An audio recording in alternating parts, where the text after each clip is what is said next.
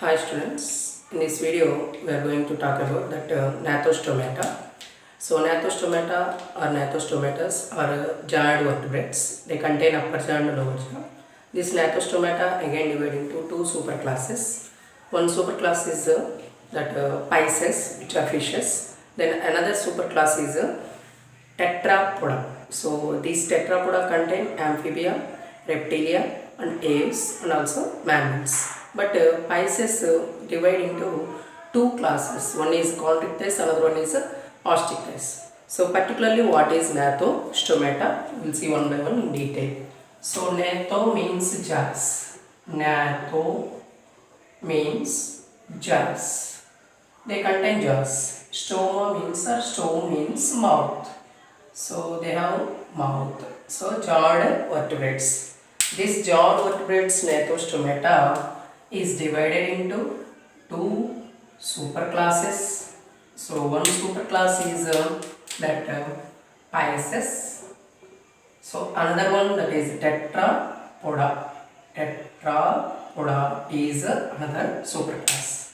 Then these Pisces or fishes are again divided into two classes. So one class is chondrichthyes. So one is chondrichthyes, another one is osteichthyes. So chondrichthyes and osteichthyes. These are the classes that are present in the Pisces. Fishes are again divided into two types. What are chondrichthyes? What are osteichthyes? We will discuss in a minute. So first one, that is chondrichthyes. The chondrichthyes fishes are the fishes which are, their endoskeleton is made up of with the cartilage. So the endoskeleton which is present inside the body, that is made up of with the cartilage. So endoskeleton is made up of with cartilage. Maximum they are all aquatic region and marine organisms. So these are all marine organisms. They are present in the marine aquatic regions, marine conditions, almost all chondrichthyes maximum. So at the same time, the exoskeleton, so which is present upon the body, exoskeleton is made up of with the scales, that is placoid scales. So placoid scales are present on the sharks and vitalic మీద. So chondrichthyes ఏవైతే మీద ఉండేటువంటి exoskeleton parts ఏవైతున్నాయో, these are the placoid scales. But endoskeleton is made up of with the cartilage. So cartilage తో form అయినటువంటి endoskeleton ఉంటుంది. At the same time exoskeleton is made up of with the placoid scales. So the paired fins are present in these fishes. These type of fishes contain paired fins. Those paired fins are pectoral fins and pelvic fins. So at the same time unpaired fins also present. So unpaired fins are nothing but median fin and dorsal fin, one ventral fin and caudal fin. Caudal fin is always heterocoelous condition. So heterocoelous condition is the condition where two fins of that caudal fin is unequal in size. One fin is larger than the other one. So unequal condition of caudal fin is called as heterocoelous type. That heterocaudal condition is present in this region. Suppose one fin is long and another fin is short. So in this region, the paired fins, which are pectoral fins and pelvic fins are present. So these are paired. Paired means they are present in pairs. So at the same time unpaired fins, they are dorsal, ventral and caudal fin. So these are unpaired fins, caudal fin.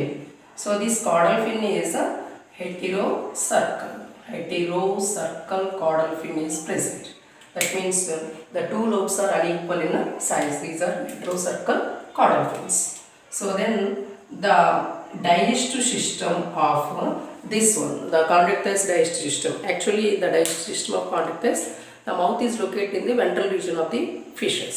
So sharks చూసుకున్నట్లయితే mouth is located in the ventral region. At the same time the complete gut contains cloaca in a posterior region. That cloaca is a common opening for the digestive system, respiratory system and reproductive system. So these three systems are opened into a common chamber, that is a cloaca. At the same time, the intestine contains some stool valves. They maintain the movement of that food region. A food ఏదైతుందో మూమెంట్కి so gates లాగా పనిచేసే stall valves are also present in this digestive system of fishes. So ఇక్కడ మనం చూసినట్లయితే the mouth is ventral. Mouth is ventral. So postal region is only one opening, that is cloaca, which is common opening for the three metabolic activities. Then respiratory system. So respiration is conducted by, these are all aquatic organisms, right? They are all present in the marine region. So aquatic regions, aquatic organisms contain respiratory organs, gills. The gills are the respiratory organs for the condyles. The respiratory system that maintained by the gills is called as branchial respiration. Branchial respiration. Branchial respiration is conducted by the condyles. Gills. Gills lo untundi. Actually, the gills are present in the 5 to 7. 5 to 7 pairs of gills are present. So these gills are not covered with the operculum. There is no operculum in chondrictile species. So actually operculum is the part which covers the large scale, which covers the gills. But that operculum is absent in case gills are naked in the chondrictiles. Chondrictiles lo gills are epudu kuda naked ga. So branchial respiration is present in chondrictiles. So respiration is conducted by the gills. Then circulatory system. So heart is two-chambered. Heart is two-chambered. Heart is present. Then one auricle and one ventricle is present in this condition. So at the same time, accessory chambers also there in the heart.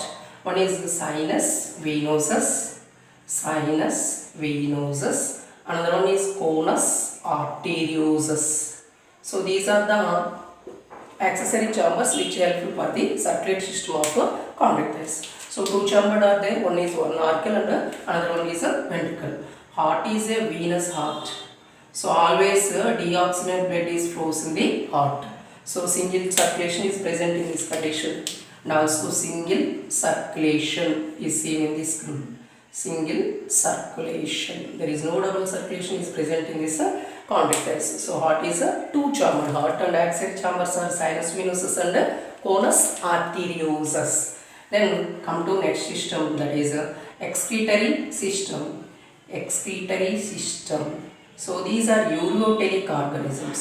Ureotelic organisms. So they excrete urea as their excretory wastes. So that's why these are called as ureotelic. Some fishes, some chondrictiles store urea in their body or in their tissues. Those fishes are called as salt fishes. So normally some urea present in the body, that is called as physiological uremia.